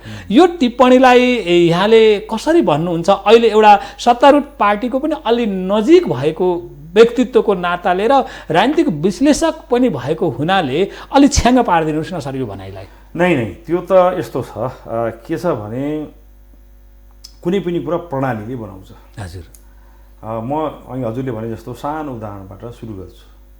हाम्रो देशमा धेरै कुरा थिति बसाल्न बाँकी छ। हजुर, तर पनि पुल्चोक इन्जिनियरिङमा प्रवेश परीक्षा दिएर नाम नलिकने विद्यार्थीले घपला भयो भन्दैन। कहिलेकाहीँ अपवाद क्वेसन लिक भयो भनेर अपवाद हुन्छ, तर चाहिँ नि महाराजगञ्ज टिचिङ क्याम्पसमा मतलब चाहिँ मेडिकल साइन्स पढ्ने विद्यार्थीले नाम निक्लेन भनेर घपला भयो भन्दैन, किनभने त्यो प्रणालीमा ऊ विश्वस्त छ। यसै गरी लोकसेवामा चाहिँ नि वर्षौँ अध्ययन गरेर फेल हुने चाहिँ विद्यार्थीले त्यहाँ घपला भयो भन्दैन, किनभने यसमा चाहिँ विश्वास छ कि लोकसेवामा चाहिँ घपला हुँदैन, होइन। भनिसकेपछि लाखौँले परीक्षा दिन्छन्, केही हजार अधिकृत चाहिँ नि पास हुनुहुन्छ। ती 1 लाख जाँच दिनेमा 10,000 अधिकृतहरू निक्लाउनुहुन्छ, 90,000 फेल हुनेले घपला भयो भनेर कहीँ भन्नुहुन्न, किन प्रणालीले उहाँहरूलाई सन्तुष्ट बनाएको छ। कहिलेकाहीँ विवाद हुन्छ, होइन भने चाहिँ तपाईँको सेनाको चाहिँ अफिसर प्रमोसन गर्दा, प्रहरीको अफिसर प्रमोसन गर्दा होइन घपला हुँदाखेरि सुनिन्छ, होइन घपला भएन भने कुनै विवाद हुँदैन। तपाईँको चाहिँ प्रधान यो प्रहरीको आइजी चयन गर्दाखेरि पहिला कत्रा विवाद हुन्थे, अहिले सिनियरिटीको मापदण्डबाट भनेपछि कसैले चाहिँ थाहै पाएन को आइजी जानुभयो, को आउनुभयो, सामान्य जनतालाई मतलब पनि छैन, पुलिसको ऱ्याङ्क एन्ड फाइललाई सत्तालाई मतलब होला। त्यसो भएर यो सबै सुधार्ने प्रणालीले हो। प्रणाली चाहिँ व्यवस्थित गरिएन भनेदेखि त झगडा हुन्छ। तपाईँको चाहिँ सत्ता चाहिँ ठिक तरिकाले चलाउने हो भनेदेखि, जनतामा राम्रो डेलिभरी दिने हो भनेदेखि त्यही पार्टीभित्रबाट लो हामीलाई चाहिँ प्रधानमन्त्रीले भने कसैले भन्दैन। 9 महिने सरकारमा कसको मनमोहनको उहाँ मतलब चाहिँ नेतृत्वमा सरकार थियो, कसको हिम्मत मनमोहनलाई छोड भन्नु? कसैको हिम्मत थिएन, सम्भावना पनि थिएन, होइन। त्यसो हुँदाखेरि मूल कुरो जसको हातमा व्यवस्थाको डाडु पनि हुन्छ उसले ठिक तरिकाले चलाएन भने अर्काले विरोध गर्छ र सत्तासित त्यो कुरो जोडिन्छ। किनभने तपाईँले चलाउनु सक्नु भएन, मैले चलाउँछु त भन्न त पर्यो, भन्न पर्यो नि त। म एउटा अर्थशास्त्रको विद्यार्थीले अहिले चाहिँ के भन्छु भने यो समय सुहाउँदो अर्थमन्त्री हुनु भएन, होइन, हुनु भएन। त्यसबाहेक चाहिँ तपाईँको यस्तो चाहिँ सरकारमाथि आरोप आइरहेको बेला दिनदिनै जवाफ दिनुपर्ने बेलामा उहाँलाई चाहिँ त्यो सञ्चार मन्त्रालय किन खप्टिदिएको?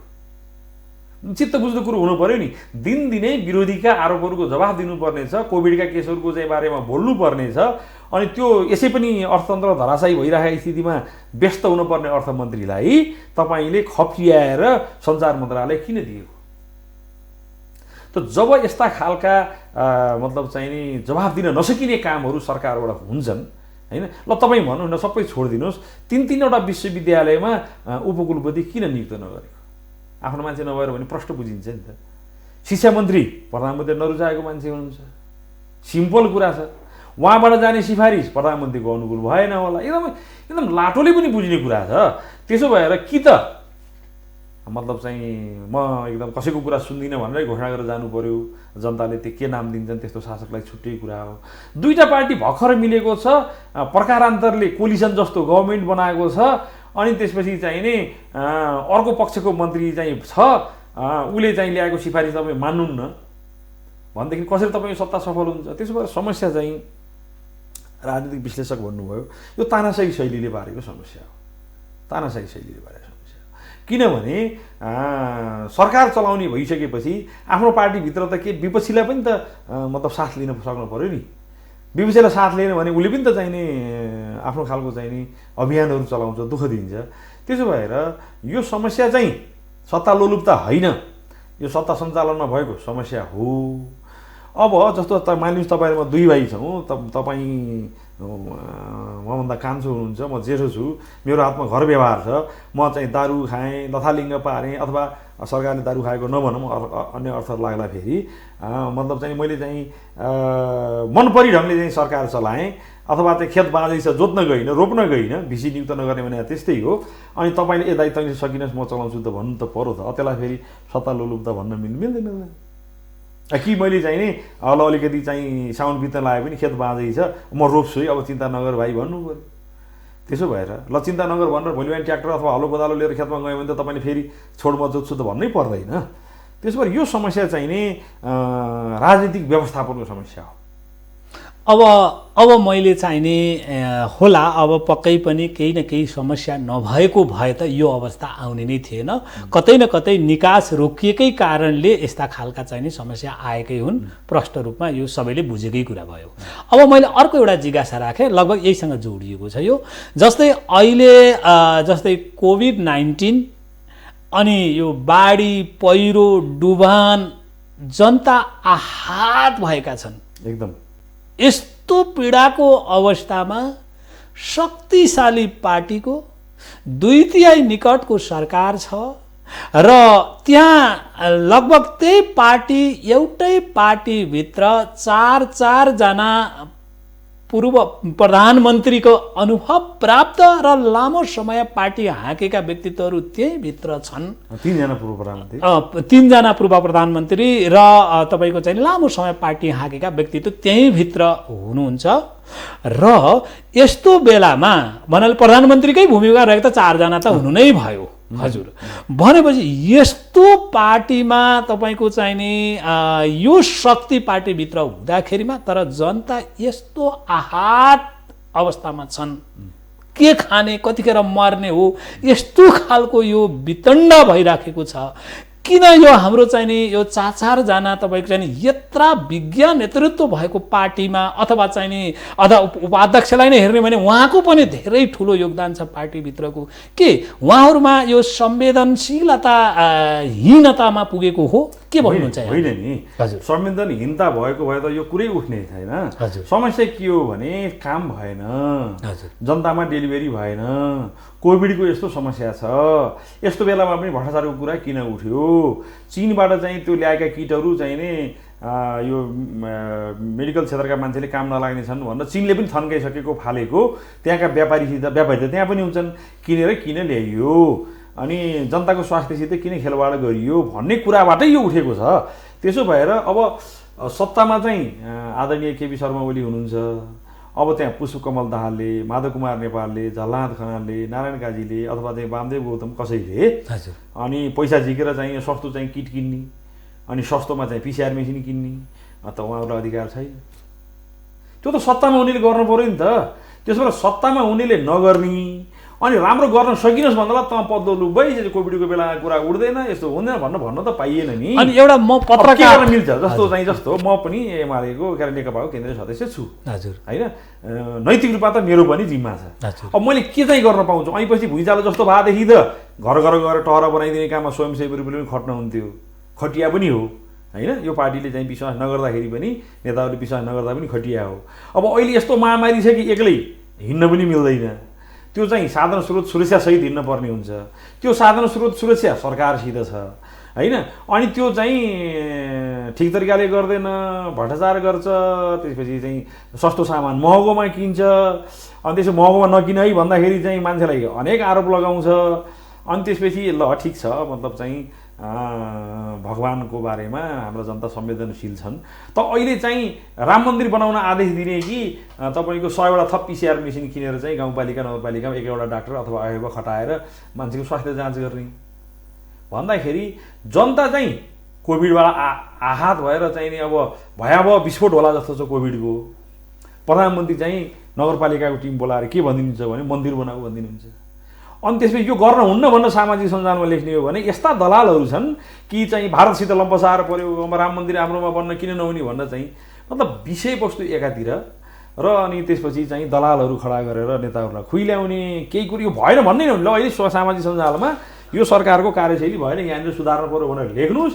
यति गाली गर्छन् कि तपाईँको चाहिँ नि कि ती मान्छेलाई ब्लक गर्नुपर्ने हुन्छ कि चाहिँ त्यो सामाजिक सञ्जाल खोलेर हेर्नै नहुने हुन्छ। यही मेरो इन्टरभ्यू पनि तपाईँले युट्युबमा हाल्नुभयो भने दर्जन मान्छे चाहिँ गाली गरेर निक्लन्छ। अब मैले चाहिँ कहीँ पनि भएन भन्न नपाइने, यो सुधार भन्न नपाइने, अहिले यो प्राथमिकता मन्दिर बनाउने कुरा अहिले प्राथमिकता होइन भन्न नपाइने, सामान महँगो किन्नु भयो किन महँगो किन्नु छ सस्तो किन्नुहोस् भन्न नपाइने, अनि त्यसपछि चाहिँ अनि त्यसलाई चाहिँ पदलोलुप्ता हुन्छ र त्यो त हुँदैन नि।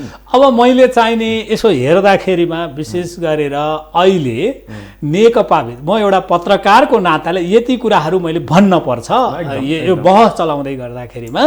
जस्तै नेकपाको नेताहरूले हामीले देखिराखेका छन्, आफू निकटका त्यस्ता छापाहरू पनि छन्, सामाजिक सञ्जालहरू पनि छन्, यो प्रधानमन्त्री निकट पनि होलान् अथवा चाहिने अर्को पार्टी अध्यक्ष प्रचण्ड निकट पनि होलान्, वरिष्ठ नेता झलनाथ खनाल निकट पनि होलान्, वरिष्ठ नेता माधव कुमार नेपाल निकट पनि होलान्, त्यस्तै गरेर के अरे प्रवक्ता नानकाजी श्रेष्ठका निकट पनि होलान् अथवा इत्यादि इत्यादि यसरी चाहिँ नि होलान्। अनि हामीले सबै हेर्दाखेरिमा त यो खुइल्याउँदै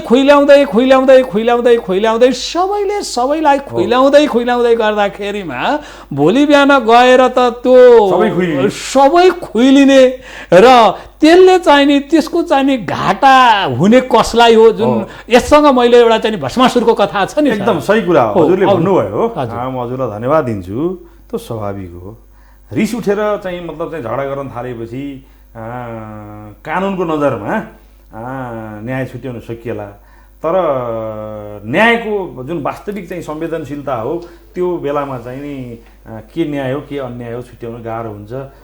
त्यो चाहिँ नि झगडाले त्यहाँ पुर्याउँछ। जस्तो उदाहरणका लागि एउटा सानो उदाहरण दिउँ। तपाईँले मेरोमा झगडा भयो, तपाईँले पहिला हात उचाल्नुभयो, हान्नुभयो मलाई, अनि मैले तपाईँलाई चाहिँ नि दाँतै झर्ने गरी हाने भने कानुनको व्याख्याबाट तपाईँले पहिला हात उठाएको हुँदाखेरि परिस्थिति जन्य अवस्था परे आउँदा चाहिँ विजय पौडेलले फर्काएर चाहिँ नि हिरा थापाको दाँत झर्यो, त्यसबाट दाँतै झरे पनि गल्ती त हिराकै छ भन्ने हुन्छ। तर व्यवहार त चाहिँ त मलाई पनि चोट लाग्यो, तपाईँलाई पनि चोट लाग्यो।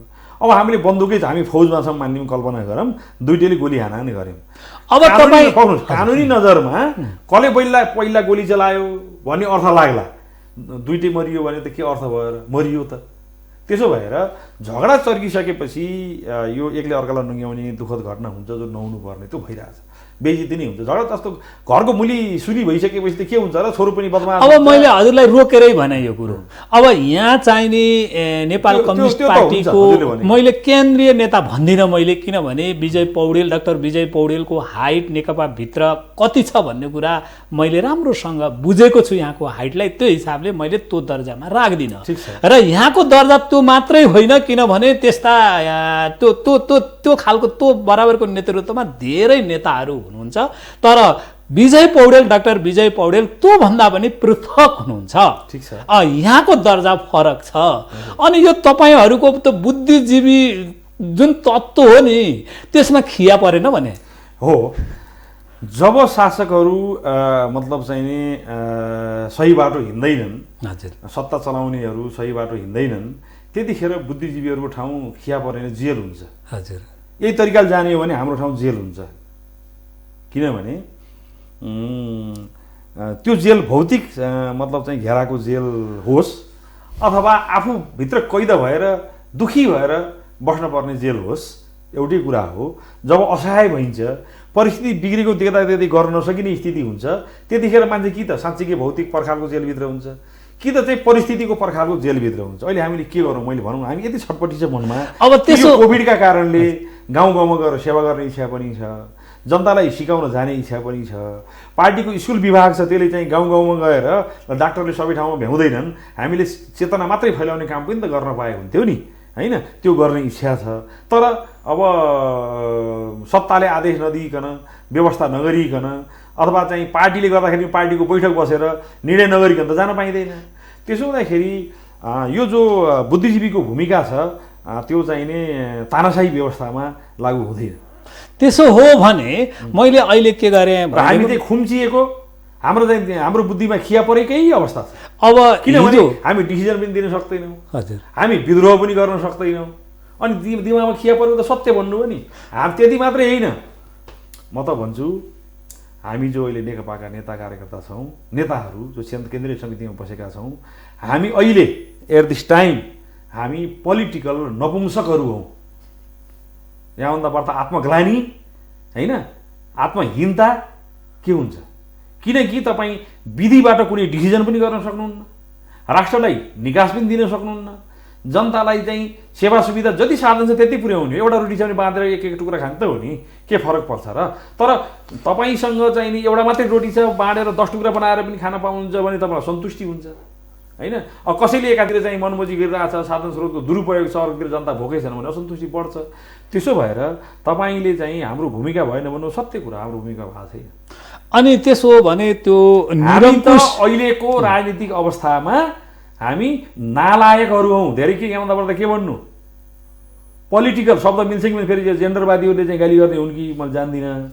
तर हामी राजनीतिक अहिलेको अवस्थामा हामी राजनीतिक नपुंसकहरू हौँ, जसले केही पनि नयाँ निकास दिँदैन, भन्नाले के गर्ने निर्णय गर्ने आँट पनि गर्दैन भनेपछि त्यो टिमको हिसाबले भनेको व्यक्ति त्यो बिल्ला भिरेर टक्क त्यो चाहिँ नि नपुंसकको बिल्ला भिरेर गर्व गरेर बसिया छ। गर्व होइन, हिंसा बोधले कहीँ डुबेर मर्न पर्ने भए मर्न हुन्थ्यो, तर मर्दाखेरि निकास निक्लदैन। यति मनमा पीडा छ कि कतै तपाईँको चाहिँ नि डुबेर मर्दाखेरि जनताको हित हुने भए डुबेर मर्न हुन्थ्यो। अब मैले चाहिँ सरलाई आदरणीय दर्शक महानुभावहरू जस्तै डाक्टर विजय पौडेल को एउटा बहुआयामिक व्यक्तित्व, यो सबैले चिनेको व्यक्तित्व, जब उहाँले जुन यो व्यक्त गरिराख्नु भएको छ र हामी मिडियाकर्मीको तर्फबाट हामी के आग्रह गर्छौँ, के हामी चाहिँ नि यसलाई चाहिँ नि अनुरोध गर्छौँ भने डुबेर मर्ने अथवा हीनताबोधको अवस्था होइन, किनभने हामीले सङ्घर्ष गर्न सिकेका छौँ र हामीले जसरी सङ्घर्ष गरेर अहिलेको अवस्थामा आएका छौँ फेरि त्यही सङ्घर्षको प्रारूप फेरि देखाउन आवश्यक छ। र जबकि एउटा नेताको नेतृत्व अथवा 2 जना नेताको नेतृत्व अथवा 3 जना नेताको नेतृत्व जे गर्नुहुन्छ तुम शरणम भन्ने कुरा भन्दा पनि हामीले निकास लिने एउटा चाहिँ नि निकास दिने बाटोमा जानुपर्छ। यो निष्कर्ष विहीनताको बन्दी बनेर सदैव बस्न सकिँदैन। यो हाम्रो मिथिला नेपाल टेलिभिजनको निष्कर्ष हो र यहाँहरूलाई कस्तो लाग्छ? लगभग हामी अन्तिमतिर पनि गएका छौँ। मैले अब के जोड्न लागेको थियो भने केन्द्रीय कमिटीको 152 जनाको त्यो के अरे मिटिङ मागको कुरा पनि लगभग त्यसमा त्यो सकियो पनि। यहाँका धेरै कुराले सकिया छैनन्। मैले भन्न मात्रै के खोजेको भने परिस्थितिको तकाजालाई मैले भनेको। हजुर, यस्तो स्थितिमा पार्टीमा तपाईँको विद्रोह नै हुनुपर्ने हो। हजुर, 1.5 महिना 2 महिना बैठक नबस्ने, पार्टीको अध्यक्ष बैठकमा नआउने, जे स्वादला त्यही गर्ने, अनि त्यो सहेर बस्ने, अनि तपाईँको हो यसको निकास निकालिनेछ, सङ्घर्ष गरिनेछ। तर तपाईँको घरको मुलीले साथ दिएन भने सङ्घर्ष गर्दा घर भत्किन पनि सक्छ। अनि मिडियाले एउटा थाहा पाएको कुरा हामीले तपाईँको यो पीडाको अभिव्यक्ति हो। हामी निकासको लागि लडिदिइराखेका छौँ, तर निकास पनि निकालौँला। तर स्थिति कस्तो छ, के भएका छौँ त अहिले हामी यो रोगबाट जुरुक्क उठेर तपाईँको शौर्य प्राप्त गरेर होइन, तपाईँको चाहिँ नि ऊर्जा प्राप्त गरेर हामीले चाहिँ जानुपर्नेछ। हामी जानेछौँ। तर अहिलेको स्थितिमा हामी सिङ्गो राजनीतिक चाहिँ कार्यकर्ताहरू नेकपाभित्रका हामी नपुंसक बनाइएको अवस्थामा छौँ। र अब हामीले चाहिँ यसलाई लैजान, हाम्रो चाहिँ 152 जना अब समर्थनको हिसाबले त तपाईँको 250 नागिसकेको छ। सुरुमा मान्छे साथीहरू डराए सही गर्न, अहिले चाहिँ मेरो समर्थन छ भन्दै 250 जना तपाईँको केन्द्रीय समितिको पूर्ण बहुमतभन्दा बढी मान्छेले चाहिँ सहमति जनाइसक्नु भएको छ। त्यसो हुँदाखेरि चाहिँ नै हाम्रो हस्ताक्षर खेर त जाँदैन। तर घरको मुलीले बैठक पनि नराख्ने र निर्णय पनि नदिने स्थिति भइसकेपछि तपाईँसँग उपाय के छ? कि त तपाईँ यो पार्टी चाहिँ नफुटोस् भनेर खुम्चिएर, मैले अहिले भनेको शब्द अहिलेको जेन्डरवादीहरूले के भन्नु छ मलाई थाहा छैन, एउटा चाहिँ केही पनि गर्न नसक्ने अवस्थामा गएर बस्नु पर्यो। अब विद्रोह गर्दाखेरि नेताहरूको जुन चेतना मैले देख्छु, खास गरी प्रधानमन्त्रीजीको साइडको, कि मतलब चाहिँ नि तपाईँले गल्ती गर्नुभयो हट्नुहोस् भन्दाखेरि उहाँले पार्टी विभाजन गर्नुहुन्छ, गरि पनि सक्नु भएको छ। यो त अलि बढी आग्रह भयो होइन? त्यो नेकपा एमाले कसले गठन गरेको त? उहाँकै नजिकै मान्छेले गठन गरेका छन्। अनि त्यो चाहिँ अध्यादेश किन ल्याएको त? एउटा 2/3 नजिकको प्रधानमन्त्रीले चाहिँ पार्टी विभाजनको अध्यादेश लिएर आउँछ कहीँ? अनि जवाफ के आयो भने विपक्षी फुटाल्नु। त्यो त भन्नै नहुने चिज हो। अर्का पार्टी किन फुटाल्नु? विपक्षी फुटाल्नु होइन। उहाँले अब मैले पार्टी विभाजन गरेर मैले सरसँग एउटा सल्लाह गरेँ। वर्तमान प्रधानमन्त्रीले पार्टी फुटाइसक्नु भएको छ, मानसिक रूपमा फुटाल्नु भएको छ भनेपछि मैले अस्ति केही दिनबाट उहाँको नजिक रहेका मान्छेहरू खासै प्रमुख राजनीतिक सल्लाहकारहरूले चाहिँ टोन चेन्ज गर्नुभएको छ। त्यो किन चेन्ज गर्नुभएको छ समय छ भने म बताइदिन्छु, छैन भने टोन चेन्ज होइन हामीसँग अहिलेलाई चाहिँ अलिकति 2 मिनेटभित्रमा सर हो। किन चेन्ज गर्नुभएको छ भने उहाँहरूले गाउँ गाउँमा मदन भण्डारी फाउन्डेसनका भेला गर्नुभयो। नत्र साथीहरू तयार हौ, एकदम पार्टी फुटाल्ने हो, निकाल्ने हो, यसो गर्ने उसो गर्ने हो, केपी ओलीको नेतृत्वमा दनदनाएर झन्डा लिएर जाने हो, जब जब झन्डा उचाल्ने हो भनेर क्याम्पेन गर्नुभयो। सबै ठाउँका कार्यकर्ताले के भन्थे भने खबरदार जे लड्ने भए पार्टीभित्र लड, पार्टी फुटाल्न पाइन्न भनेपछि उहाँहरूको टोन चेन्ज भएको छ। तर त्यही खालको आह्वान त अर्को अध्यक्षबाट पनि त आएको थियो, आएको छ। तर उहाँहरूले त विभाजन गर्न खोजेकै हो, नसकेपछि बल्ल टोन चेन्ज भएको हो कि आई थिङ्क म भन्न सक्दिनँ। कूटनीति पनि हुनसक्छ, किनभने केही कुरा सेयरै गर्नुहुन्न। सानो आलोचना गर्यो भने गाली। मैले त अर्को अध्यक्षको कुराहरू त्यस्तो क्लिप्सहरू पनि हामीसँग छ। अर्को अध्यक्ष त स्वाभाविक हो नि, किनभने अब नेकपा एमाले दर्दै गरेको छ। हजुर, जबरजबादीहरू 100 भनेर भनेको आफूले स्वाद लाग्दा हटाएको चिज चाहिँ नि 100 भनेकै छ। वरिष्ठ नेताहरूलाई बोलाएर हामी पूर्व एमाले एकजुट हौँ भनेकै छ भने त्यो विभाजन त गरेको त हो नि, कागजमा पो मात्रै नभएको त। अनि अर्को अध्यक्षले भन्दैन पार्टी विभाजन गराएछ चाहिँ अब जोगाउँ भनेर भनिहाल्छ नि। ल अब जेसुकै भए पनि पार्टी विभाजन हुनु हुँदैन, किनभने जसको कारणले जनता धेरै प्रताडित हुन्छन्। र अन्तिममा एउटा वाक्य भन्न दिनुहोस्। हजुर, हामीले हाम्रो भित्र भएको राजनीतिक नपुंसकता तोडेर बहादुरी देखाउनु पर्छ, यो कमिटमेन्ट चाहिँ छ। पक्कै पनि यहाँहरूको त्यो कल्पना, यहाँहरूबाट त्यो हुनेछ भन्ने हामी कल्पना गर्दछौँ। र अब एकै बसाइमा सबै कुराहरू छ्याङ्ग हुँदैन। उही भनिन्छ वादी जायते तत्त्वबोध भन्ने हाम्रो पनि छ। यस्तै बसाइहरू सेटिङ जबकि हाम्रो डाक्टर विजय पौडेल जुन यहाँ आउँदै गर्दाखेरि हामी यस्तै कुराहरूका अपेक्षा हामी गर्छौँ। र अब यहाँ एउटा मिडियासँग प्रत्यक्ष एउटा चाहिँ नि सरोकार राख्ने र एउटा गहिरो संलग्नता रहेको व्यक्तित्व पनि हुनुहुन्छ। मिथिला नेपाल टेलिभिजनको यहाँ यो पहिलो आगमन पनि हो। यहाँका सबै कुराहरू र यहाँको तौर तरिकाहरू, यहाँ बहसका सिस्टमहरू र सबै कुराहरू यहाँले हेर्नुभयो। अब यो जाँदै गर्दाखेरिमा यो सबै कुराहरूलाई दृष्टिगत गर्दै मिथिला नेपाल टेलिभिजनलाई यहाँले के सुझाव दिँदै जान चाहनुहुन्छ सर? मलाई धेरै खुसी लाग्यो मिथिला टेलिभिजन नाम राखेर एउटा राष्ट्रिय च्यानल बनाउने अभ्यासमा हुनुहुँदो रहेछ। यहाँको हाइटेक प्रविधि देख्दाखेरि मलाई पनि सिक्न मन लागेको छ। एउटा ठुलो मिडिया हाउस धेरै दुःखले चलाए तापनि प्राविधिक हिसाबले यो तपाईँहरूको टेलिभिजन कतिपय क्षेत्रमा सिक्न पर्ने ठाउँ रहेछ। त्यसको लागि मैले खुसी व्यक्त गर्दछु।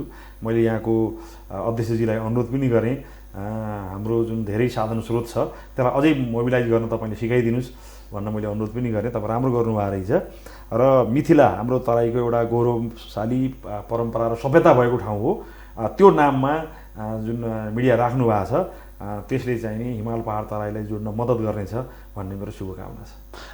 सरलाई धेरै धेरै धन्यवाद। जबकि यो मुलुकमा सङ्कट आउनेछ त्यतिखेर तपाईँहरू जस्ता जुन बुद्धिजीवीहरू त्यो खियालाई तपाईँको चाहिँ नि उद्याएर बाहिर निस्कनको लागि हामी आग्रह गर्दै त्यसको लागि तयार भएर बस्नुपर्छ। जब त्यसको लागि हामी निमन्त्रणा दिनेछौँ, किनकि त्यो खिया फाल्नु पर्नेछ र समाजलाई केही दिनुपर्नेछ। यो हाम्रो यहाँप्रति आग्रह हो र पुनः यहाँलाई हामी सम्झिने बाचा गर्दछु। म आदरणीय दर्शक महानुभावहरू, आज डाक्टर विजय पौडेल जुन सञ्चार माध्यमसँग पनि उहाँको गहिरो सम्बन्ध छ, यहाँहरूलाई पनि थाहा भएकै कुरा हो। र उहाँको आजको यो खरो बहस यहाँहरूलाई कस्तो लाग्यो र नेकपाको बारेमा उहाँले व्यक्त गरेका अभिव्यक्तिहरूलाई यहाँले कसरी हेरिराख्नु भएको छ? यो हाम्रो कार्यक्रम प्रत्यक्ष प्रसारण मिथिला नेपाल टेलिभिजनबाट प्रत्यक्ष प्रसारण पनि भइरहेको छ र यो फेसबुकबाट पनि हामीले प्रत्यक्ष प्रसारण गरिराखेका छौँ। हामीलाई कमेन्ट लेखिदिनु होला र उहाँको यो विचारलाई यदि राम्रो छ अथवा सुधार गर्न योग्य छ, आग्रही छ अथवा चाहिँ पूर्वाग्रही छ, के छ, यो तपाईँहरूको विश्लेषण हो। अरू मिडियाले झैँ हामीले काटेर छाटेर आफूलाई के कुरा मात्रै राख्दाखेरिमा हाम्रा भ्युअरहरू बढ्छन्। हामी 4 जना 10 जना भ्युअर बढाउनको लागि यो मुलुकमा आगो चल्काउने पक्षमा छैनौँ।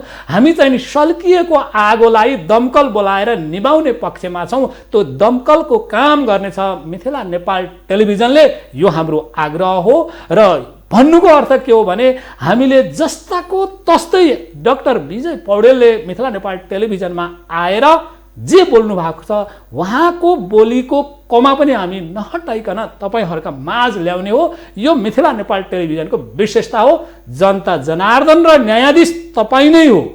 कसले ठिक गरेछ कसले बेठिक गरेछ रोडमा निक्लँदै गर्दाखेरिमा कसलाई ढुङ्गा हान्नुपर्छ र कसलाई आएर चाहिँ संरक्षण दिनुपर्छ जनता जनार्दनले जान्नुपर्छ। आदरणीय दर्शक महानुभावहरू हामीले यो अपेक्षा गर्छौं र मिथिला नेपाल टेलिभिजन सदैव यसैको लागि लाग्नुपर्छ। यदि हिराबहादुर थापाले यति गरे बापत रोडमा ढुङ्गा खाएर त्यही मृत्यु हुन्छ भने पनि म सहन तयार छु। तर अहिले जुन खालको एउटा जनताको आशा भरोसा भएको पार्टी छ र सशक्त पार्टी र एकदम बलियो सरकार छ, यो किम कर्तव्य विमूढलाई तोड्नुपर्छ। यो हाम्रो कर्तव्य हामीले ठान्नुपर्छ। आदरणीय दर्शक महानुभावहरू त्यसको लागि तपाईहरु तयार हुनुपर्छ र नेताहरूलाई सच्याउने जनताले हो।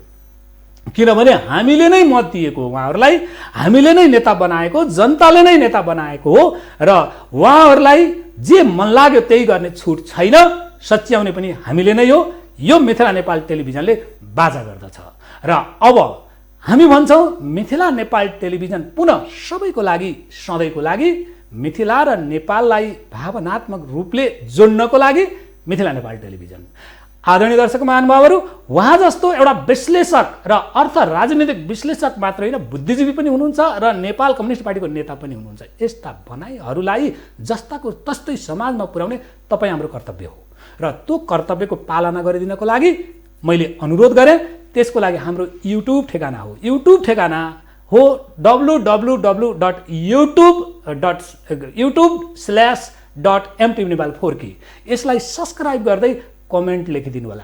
हामीले भ्युअर बढाउनको लागि यो कुरा भनेका छैनौं दर्शक महानुभावहरू, किनभने भ्युअर बढाएर केही हुनेवाला छैन। किनकि हामीले यो मुलुक दन्की राख्यो भनेदेखि मिथिला नेपाल टेलिभिजनको मिलियन्स अफ भ्युअर भएर पनि केही हुनेवाला छैन। हामीले यो सोचेका छौं कि यो मुलुक बन्यो भनेदेखि मिथिला नेपाल टेलिभिजनलाई भ्युअरै चाहिँदैन। किनभने मुलुक बन्यो भने त्यसका सन्तानहरू स्वयं उनीहरू चाहिँ नि एउटा सुख शान्तिका साथ बस्न पाउँछन्, उनी प्रफुल्ल हुन्छन्, सुखी शान्त जीवन बिताउँछन्। त्यसको लागि हामी निरन्तर लाग्छौं। यति भन्दै यस्तै कार्यक्रममा पुनः भेट हुने बाचाका साथ अहिलेलाई म यहाँहरूबाट बिदा हुन्छु। कोरोना भाइरस अहिले पनि अलि जटिल अवस्थामै छ। कम्तीमा पनि एकजना तपाईले आफूलाई केयर गरिदिनुस्, समाज त्यसै सुरक्षित हुन्छ। त्यसको लागि सरकारले तोकेका मापदण्डहरू अपनाइदिनु होला। हाम्रो यो आग्रह छ र सुखी रहनुहोस्, शान्त रहनुहोस्, खुसी रहनुहोस् र स्वस्थ रहनुहोस्। हामीले सदैव यो आग्रह गरेका छौं यहाँहरूलाई। हस्त अहिलेलाई बिदा हुन्छु। यस्तै कार्यक्रममा पुनः भेट हुने बाचाका साथ नमस्ते।